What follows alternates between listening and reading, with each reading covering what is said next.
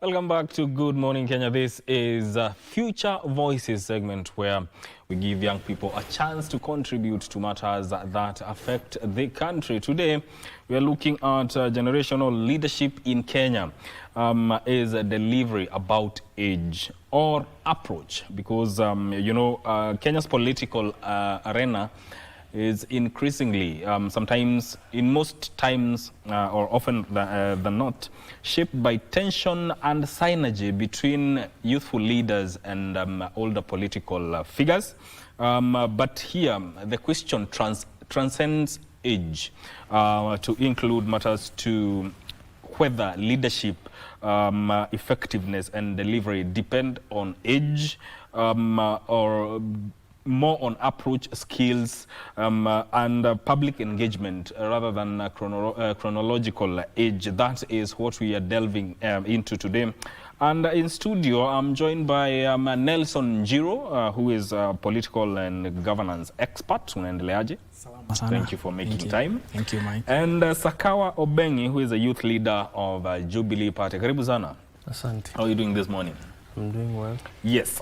Before we get into that conversation, I want to take a minute to just take you through what is making headlines in our local dailies, and I will start with the Star, the big rip-off. MCAs, top county staff vanish with car house loans. Assembly's executive arms fail to recover facilities. Advance to officials.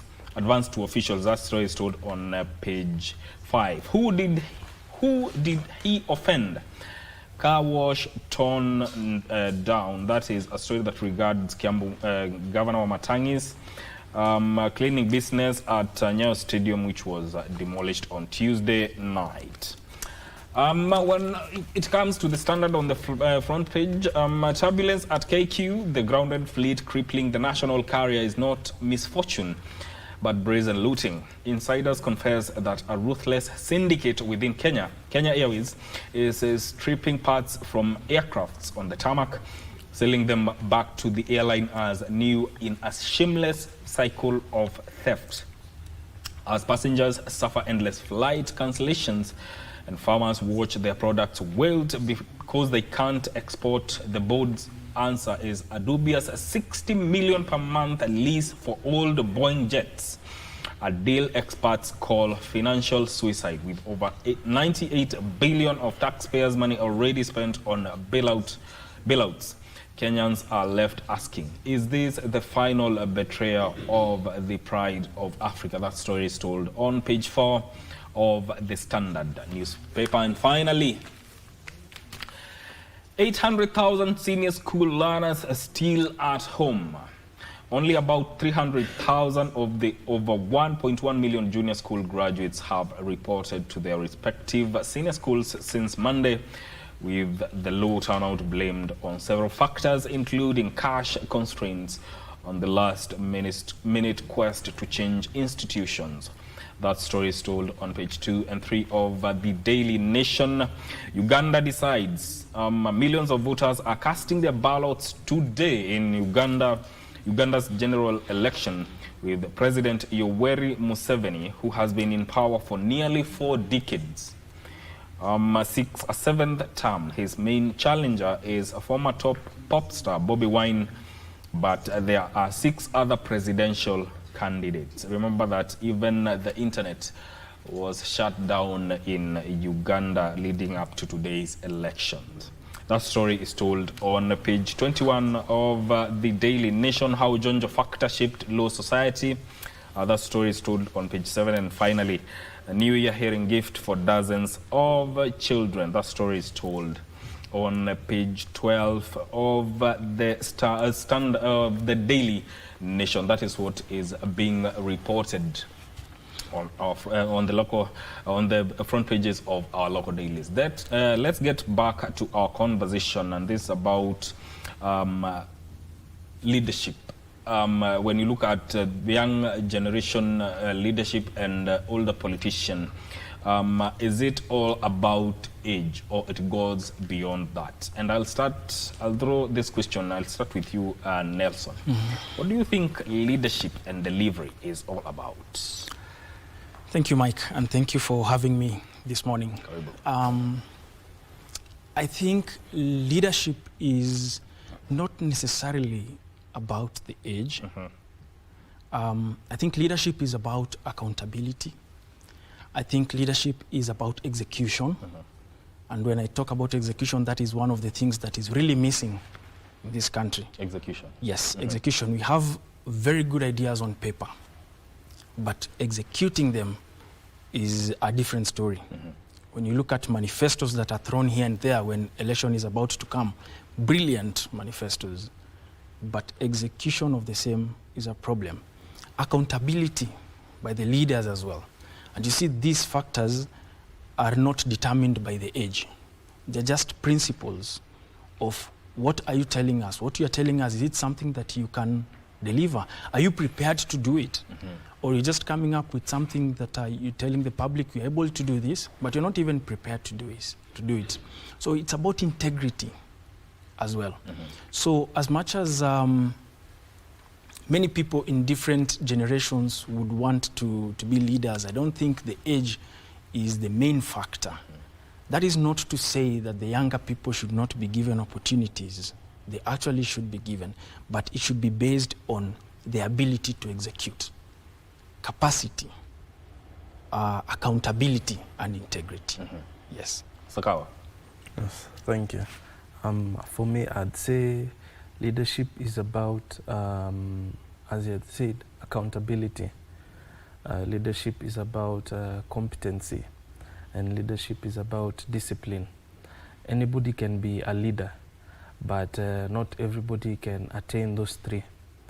I was able to watch the interview yesterday between Ndegwa and Babu Wino, and there's a point that Ndegwa said that people campaign and campaign for these seats, and once they get to these positions, they don't know what to do. They were never prepared. And you see, if we were to get good leadership, no matter what age it is, it'll need competency, being able to know what you're doing and be good at it. It'll need discipline, not being distracted by power, attaining power and probably looking for money through corruption, and accountability, being able to be accountable for everything that you do in that position of influence. Yes. Looking at the new crop of young leaders, well, let me say youthful leaders that we have, for instance, Babu Wino, Ndegwa, Akina Sifuna, would you say that they understand their position better and service delivery better, as opposed to years when, as comparing to the older crop of politicians that we have today? I would say, 75% of our population are youthful. So if you are relating with these people, chances that you'll understand the challenges that they are going through are very high. And that is why you'll find the leaders that you've mentioned, because they're interacting with these people who are actually the majority, they tend to understand the needs of this particular population, and they work towards achieving the same. So that is why you'll find these leaders are able to understand, because they are in that particular generation, they're in the same, they interact mostly with these people. They get to understand it. It's not, basically, I think the fact that they are able to relate to the issues that people in that generation are going through, they're able to execute and look for solutions to that.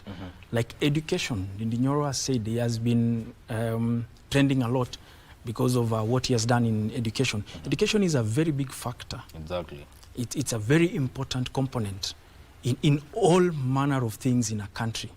In economic growth, you must have an educated population. It's very, very important if you have to drive the economy of the country to the next level. So he has understood this, okay? And because of this, he has been able to ensure that this thing is affordable to every child in his constituency.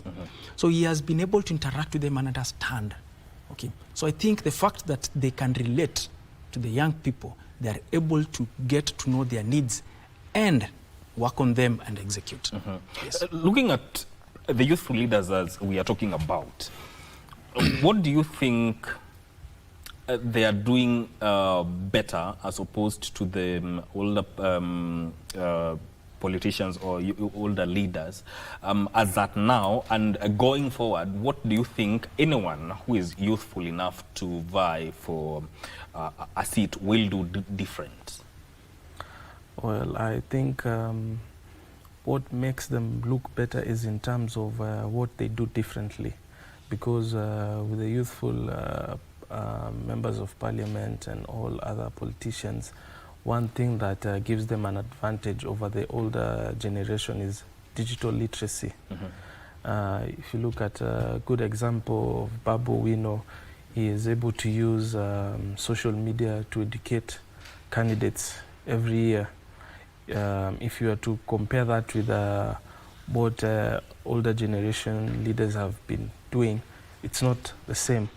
If you look at them being that young, it makes them be able to relate with the current issues of the youth, whether it is unemployment, whether it is matters help, and all those. So it is with that exposure that has helped them to do it differently, because they get to understand better, having a larger population, 75% of the country being the youths. So they have that advantage of knowing and relating what the youths are undergoing and what is actually affecting them. Yeah. Is there something that, in terms of shifting perception or mental capacity, that the youthful leaders have brought into the whole leadership sphere and helped even the older politicians look at things differently? Yes, I think accountability is one of them. It's something that the youthful leaders are striving to achieve. Because nowadays, we elect you in an office or you're given a certain position and you do not deliver, the youthful guys on internet will be on your case. Okay? Like they have, you know, basically as you're speaking about age, you also have youthful leaders who are not delivering. Yeah, Nairobi is a very filthy county at the moment. Yes, we have a very youthful leader who is running it. Okay, so I think the accountability bit of it is also is something that is driving. And you see, nowadays people are result oriented.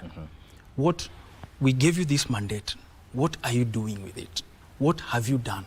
If you're able to show us that, people will always support you. But if you're not able to show us that, we abandon you.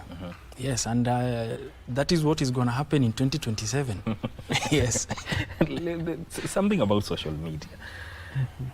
He has said, yes, we have youthful leaders in positions, but service delivery is wanting.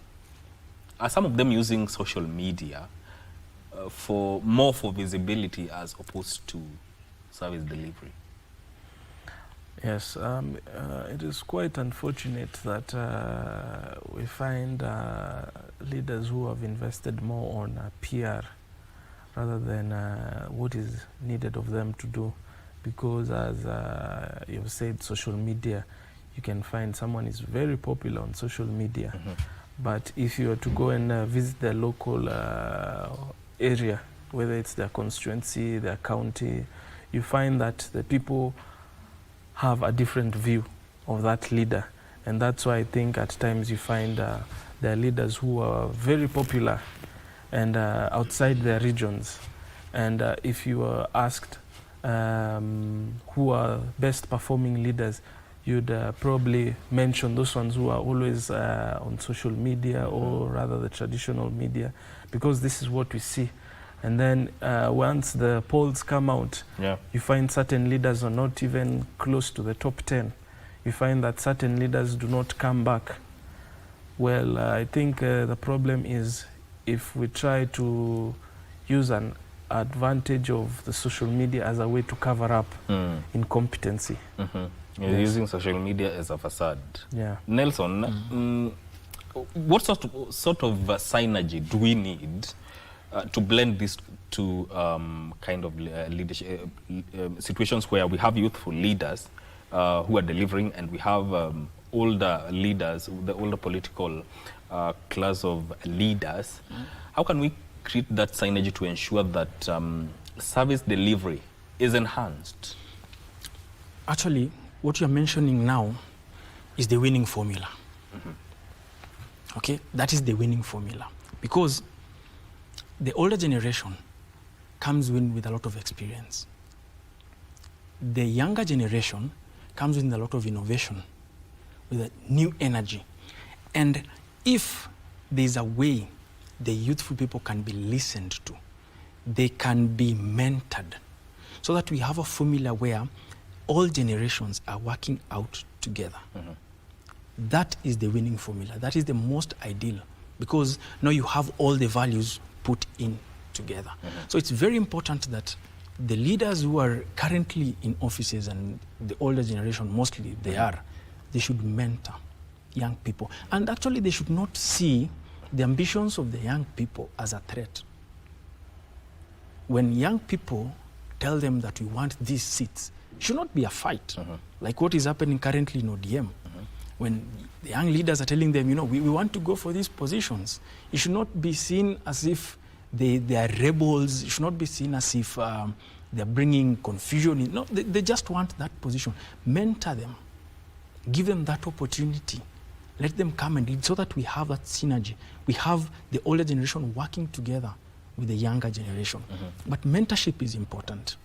When you're in leadership, mentor the young people. You know, leadership is like relay. Yeah, I run, I hand over the baton someone else, and we keep doing that. Then these youthful leaders at the moment, later on, they will hand over these batons to the much younger generation. And that is how you pass experience to each other. That is how you bring that synergy, and that is how you are able to bring people to work together. Because as much as you're working, the majority in terms of percentages are the youthful people, you still also have the older generation. And probably the older leaders understand their needs better than us. So we need them on board, so that if we have our youthful generation working, all the three generations, there's the older one, there's the middle age, and the young ones, all these people given equal opportunity in leadership. That is the winning formula. Is there maybe a problem where the youthful leaders see the older leaders as a problem, and that now creates some level of friction in terms of perspectives on how leadership should be? Yes, that happens quite often, as he has given an example of the ODM party. I think the key issue here should be, are the youths given an opportunity? Because if I was to use my party as an example, the Jubilee party, Johnson Sakaja was able to be given that opportunity in 2013 when he was the chair of the party. He was the chair of the party in his 20s, and I think he even broke history as being the youngest chairman of a ruling party. You see, that in itself is an opportunity. If you look at an example of when we gave a presser this year, instead of our deputy party leader, Dr. Fred Matiang'i, or rather the Secretary General of the party, Jeremiah Kioni, reading the presser, it was the youths that were given the chance to read that presser. You see, that is opportunity. And therefore, when you have such atmosphere, you rarely find people clashing, because the youth are given an opportunity. So it is with that mentality, you avoid something called replacement leadership. We are not looking for replacement leadership. We are looking for transitional leadership, because at the end of the day, I feel the youth cannot do it on their own, and the older generation cannot do it on their own. They are best when working together, because at the end of the day, even if the youth can come with new ideas, a new perspective, energy, the older generation have experience, and that blends in very well together. So I think the problem is the youth are not given an opportunity, And if they were to be given opportunity, I feel like the clashes will not be as much as they are right now. Let me ask you still within that aspect, but then again within the context of political parties. What do you think sometimes political parties are reluctant to let the youthful people within that political party take up serious positions when it comes to party leadership? Well, I think maybe it is because some leaders would feel like that is a threat, because we all know there comes an advantage with having a party leadership. For example, maybe a certain leader is aiming for a particular seat, and he or she knows that for me to have an advantage over my competitors, I need to have a leadership position in the party. Therefore, you find maybe they feel as a youth, the much that they can do is just bring perspective and energy, as opposed to them who might even bring donations and cash within the party. So they feel that the youth do not have much to offer as them, and therefore you find that is where the clash comes, where what are the youth offering? But I think I'm very proud of what happened with the youths coming out, because now the leadership is changing, but whereby the leaders are now seeing that the youths can also come out and give their perspective, not just sitting in their homes or being on social media and not interested in the country. Yes. Why should the youthful leaders be seen as bringing new perspectives into leadership, as opposed to being seen as a threat when it comes to leadership? Innovation. You know, we're going with times. We're going with times. Things are evolving. Things are changing. Youthful leaders should not be seen as a threat. They should actually be seen as assets, especially in political parties and all that. You know, this thing, the reason as to why when in political parties, sometimes they are very hesitant in terms of giving these positions to the youthful guys. It's because there was a narrative that has been propelled in this country for a very long time, since we were very young. Wewe ni kiongozi wa kesho. The youths are leaders, future leaders or something. And this future never comes. Every time you're just told you're a leader for future or something.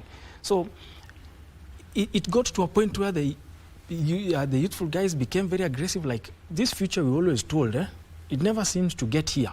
So we want these positions now. That would be seen as a threat. But however, you need these youthful people because of the transformation of life, transformation of systems and all that, because the youths now are very innovative. And that is something that you cannot avoid in the current setup of the world here. Indeed. Yes. We are talking about generational leadership here in Kenya, and this conversation is going to continue after this short break. Stay with us.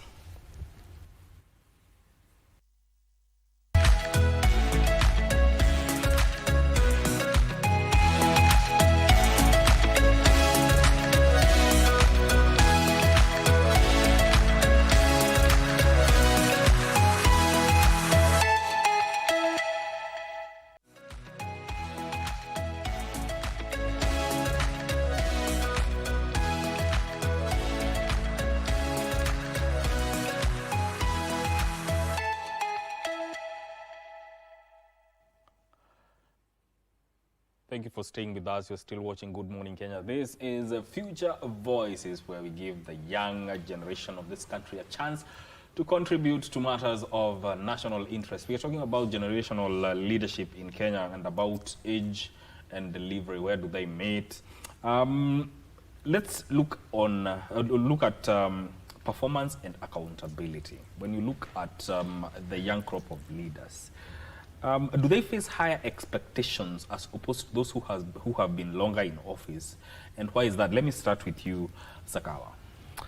Well, I think the reason why it is that way, it is probably because of generational trauma, in the sense that for a very long time we have seen leaders not performing, and therefore we, the youths, come out saying we'll do things differently, we will be different in terms of our leadership skills. And then it has reached a point where even us as the youth, some of us have been given the opportunity, have been given the chance, and we still end up being the same with the older generation. And therefore, now it becomes issue with the younger voters, because they feel like they have not made any difference, or they have not done any change towards the people in leadership. And therefore, even with these coming elections, it will even be more stricter in terms of qualifications of a leader and attributes that you have as an individual. Because, for example, I remember during the protest, we've been having the young people coming out with information that many people are shocked in terms of what this bill is going to affect the Kenyan common mwananchi, what this leader did in a previous bill that was passed. Maybe the bill that they introduced was going to affect the common mwananchi. So with the youths being more informative and the youths being more attentive, that is the result of it, whereby now the younger leaders are held accountable. Yeah. What do you think? Are there more expectations put on younger leaders, and how do they affect them in terms of service delivery? There's a lot of expectation on the youthful leaders. And the reason being that now the Kenyan population, the young people, are very well informed about their rights and about what is required of the leaders to do. So now, it's not like we just elect a leader or get a leader, he goes there and we are like, okay, he's going there to represent us. No, we are informed. We know what we expect from that leader. So accountability is now compulsory. We've given you that office, you have the resources, you have the power, you have the mandate. What have you done? And it's going to be, as he has said, it's going to be, there's a lot of accountability that is going to be required before now we elect you, because it will be, what are you going to do? And after a few months, people will be asking you, we got you to this office, what have you done? However, having said that, I think one thing that really needs to change is tokenism. Because today I come to you, I give you a token and you get to employ me and in an elective office, and that's it, and I go away. The next time you see me is when we are about to have elections again. You see, I'll be like, okay, this is all you wanted. So that really needs to change, so that I don't just need 1,000 shillings and that's it. You go in an office for 5 years, without doing anything because you gave me something. No. Members of the public, the youthful people, the voter now, should really hold anybody they are electing accountable. Yeah? Let's see, this is the mandate we've given you. What are you going to do? Are you actually doing it? Because people come, as I've started by mentioning, people come on the ground with a lot of things on paper. But are you going to execute that? Are you able to implement that? Because we are lacking a lot of implementation in this country. A lot of it. You come and tell us a lot of things. When you go, everything changes. I'm yet to see one person who has moved from one level to another the way we were promised till now. So I think it's going to be tough. Leaders are going to be required to really account for what they have done. Yes. Citizen-centric kind of accountability approach, would that work? Yes, it will work, because at the end of the day, we are serving the citizens. We are not serving ourselves. A good example is during the tenure of former CS and our deputy party leader, Dr. Fred Matiang'i. If it was a matter of moving from analog to digital, he pushed it, and you can see we are enjoying its fruits today. If it was matters of education, he was pushing for education where it will produce competent learners. because at the end of the day, if one was to steal the exams and end up being a doctor, many of us will be affected. If it was a matter of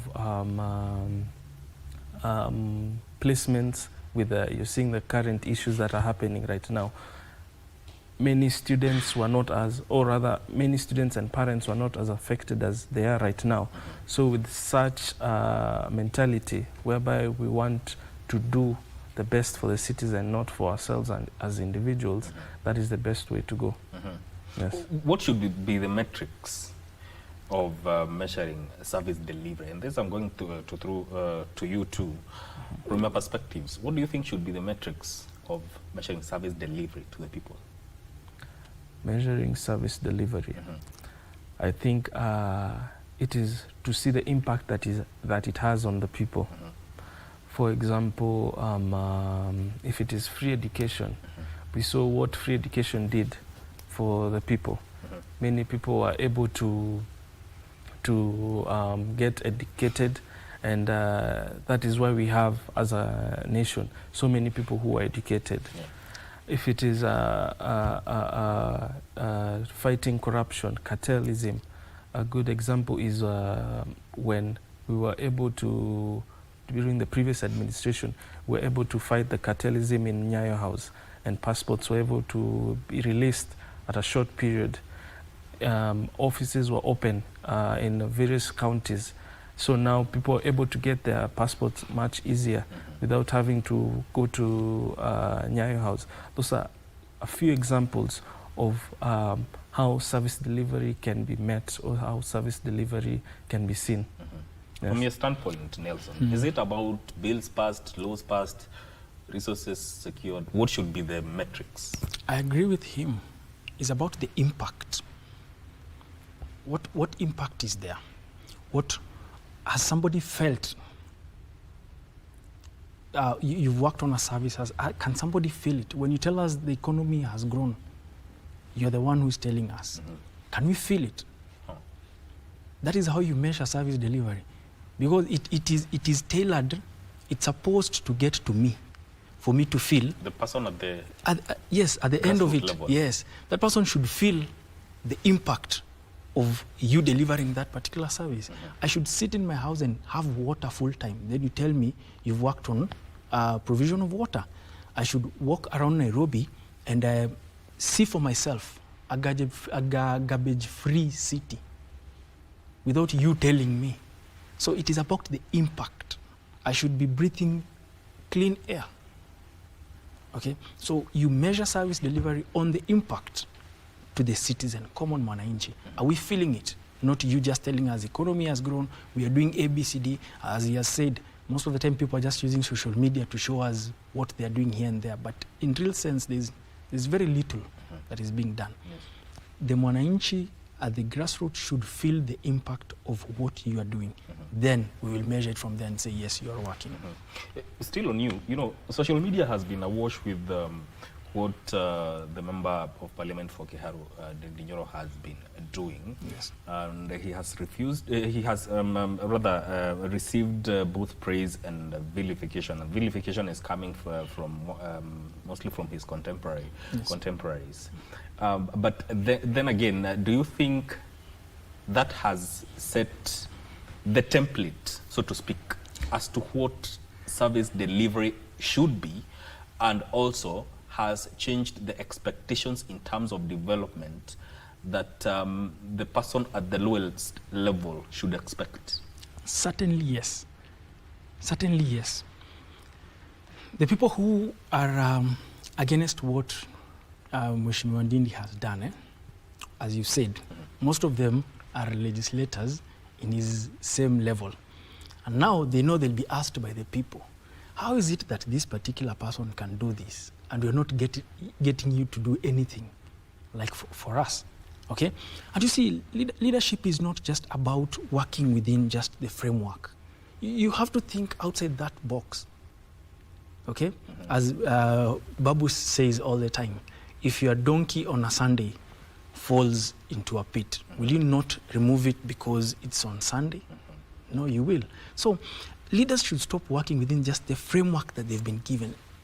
think outside the box. See how you're going to help people. If you went through what Ndindi told people about how he's able to finance all this, you'll see that he's going outside the framework that everybody else is trying to work within.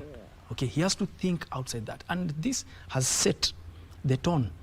Okay, this has set the, it has given the voters a different view that, you know, there are so many things that can happen in this country. Looks like they're just not happening by design, not because it's impossible. We are actually seeing practically that this is possible.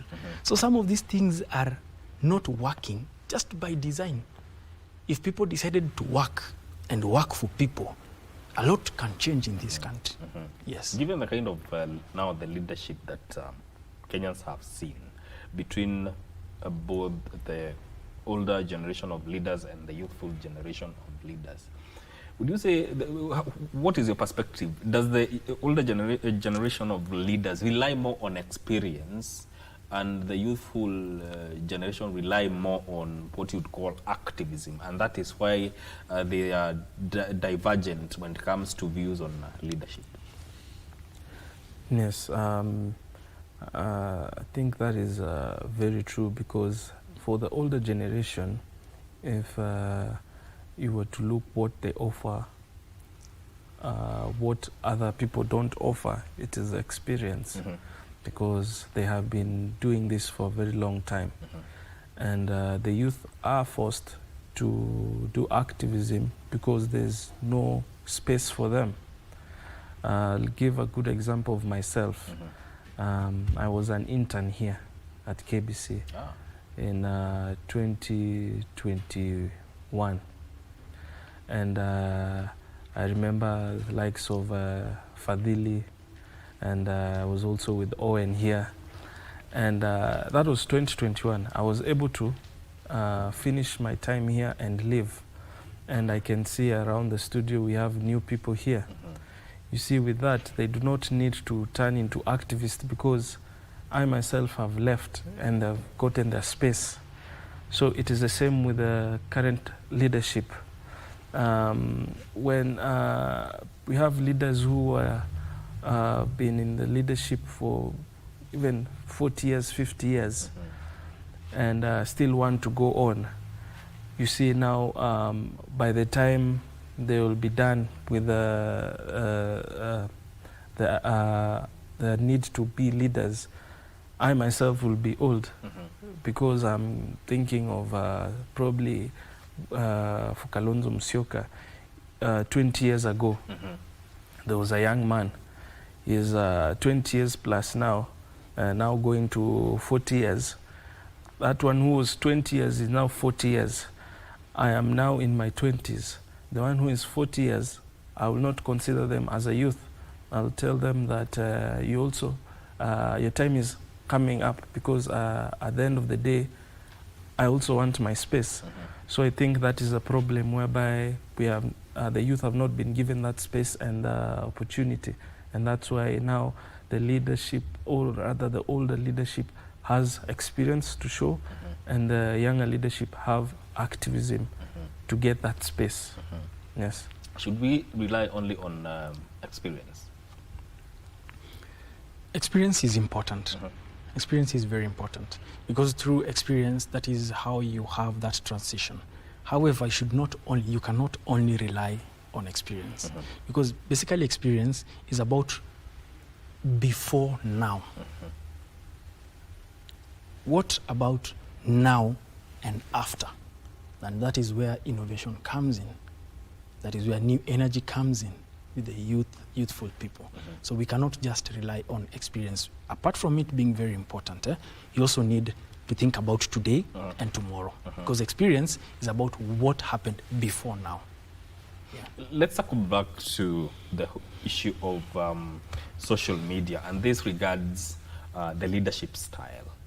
Now that we are living in the age of social media, has it replaced or strengthened accountability and or replaced leadership substance with performance? Not really. I think it has actually just enhanced it, because unlike before the social media era, nowadays you can spot something, put it on social media, and hold somebody accountable for that. So basically, it's just enhancing, and actually it enhances a lot of accountability. And accountability is important, very, very important. So I think social media, in this, apart from it probably being used the wrong way, if it is used the right way, it's a tool that can be used for accountability. It's a tool that can really be used to inform people. Most of the leaders, when they perform very well, because you see, somebody in Kiharu or somebody in Mount Kenya who is performing very well, for them to be like, for the people in other areas to get to see what is happening in these other areas, social media has played a very big role in that. Okay, the northeastern issue about how their MPs are not performing. This was brought up by Gachagua. How would we have known this? People went to Northeastern, took photos of schools, hospitals, and they were on social media. And actually the constituents started holding their MPs accountable because of what they saw on social media. So I think it's not really more of a replacement, it's more of something that supplements accountability. Yes. We're heading into 2027, and people have seen all sorts of leadership styles. But then again, when you look at the voter today, what does the voter reward? Performance or just political survival? Well, I think that is an answer that we are yet to know, because for a very long time it hasn't been as we are hoping, that voters reward people who are working or people who are competent. For a very long time it has been which aspirant, or rather which candidate, has more money to spend. I think with this coming election, people are able to, I believe that people are able to vote differently, because we have seen with social media, as he has said, it has exposed so many things, because during the holidays, we had people posting their hometowns. You'd find there are people who have good roads in their villages, while others were wondering, is this a village or is this a town? Because in their areas, they have no roads. So you find people want better. People don't want to be at the same level as we are right now. And therefore, I believe people will vote differently, because at the end of the day, we have also gained to see what bad leadership can affect, how bad leadership can affect us. Therefore, I believe people will vote differently. I think my answer is I believe so, because at the end of the day, people have not been voting that way, but we are hopeful that things will be different this election. Do you see people voting differently this time around? Like him, I want to believe that people will actually vote differently, because I actually expect them to vote for me as the governor for Nairobi. I might not have a lot of money to splash to anyone and all that stuff, or campaign as a very young person, but I have the ideas, okay? And I know how I'll implement them. I'll actually come up with a manifesto which I will show them practically, not theoretically, not on book. This and this is what I am going to do for the Nairobi County.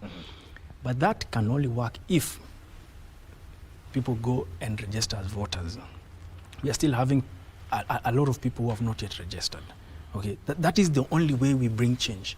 Okay, we are still hopeful that people will vote for people, not because of tokenism, not because I've given you 200 shillings, but because I want to change your life, because I have ideas on how I can make our lives better.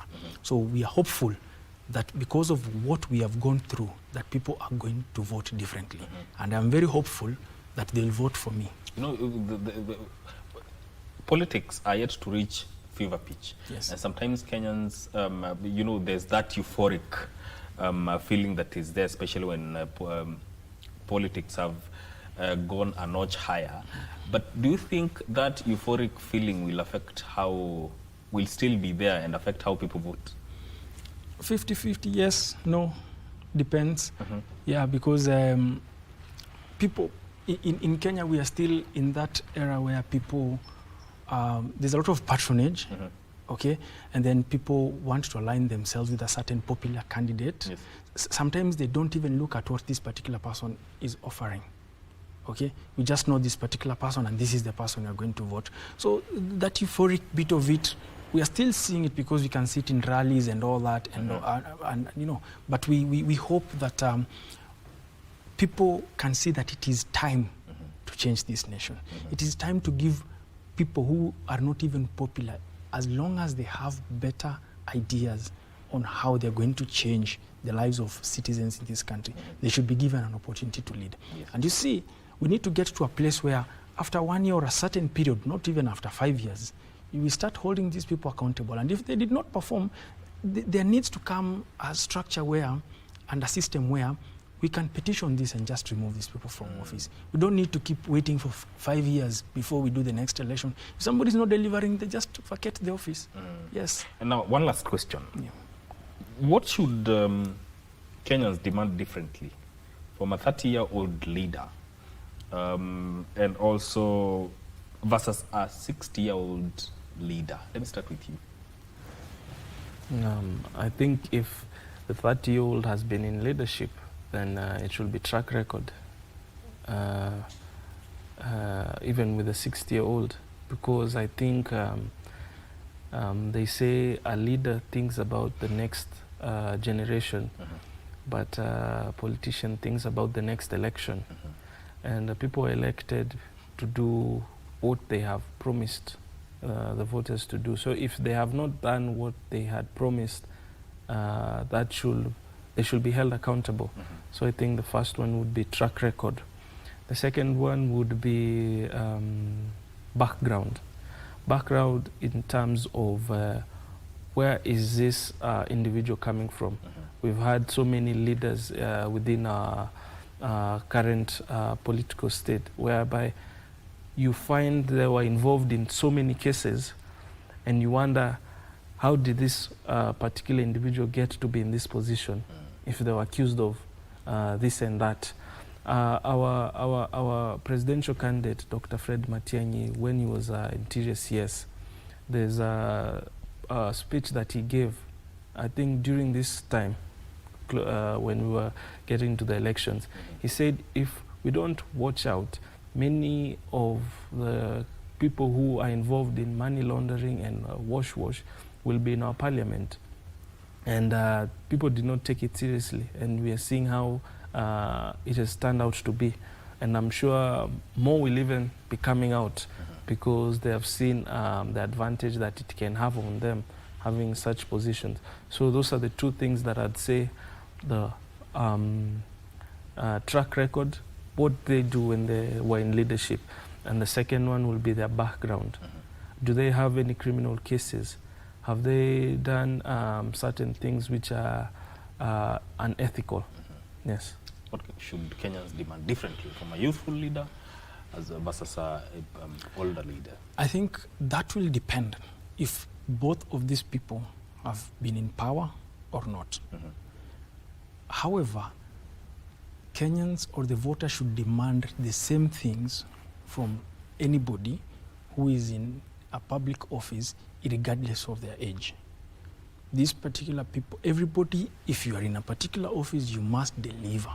However, if you have been in power for a certain, for a longer period compared to somebody who has not been there, I'll expect more from you, because that means you had resources, okay, for a longer period of time compared to this other person, okay. So I'll expect a lot more from you. I'll expect, I'll also expect a lot of accountability. Okay, I'll expect a lot of development from you. I'll expect you to be in a position to mentor and all that. So depending on if these particular people have been in office together, if both of them have been in office for a certain period of time, then we expect the same things for all of them, regardless of their ages. When you get to an office, there's a mandate for that particular office. Deliver it regardless of your age. Thank you so much, gentlemen. Thank you so much. Your time is very much appreciated for coming here and talking about matters to do with generational leadership in the country. That has been Nelson Njiru, who is a politician, a political and governance expert, and also Sakawa Ombeng'i, who is a youth leader within the Jubilee Party. This has been Future Voices. Thank you for tuning in. My name is Mike Megwe. Up next is Vivian Ndegwa with Entertainment Thursday. Stay with us.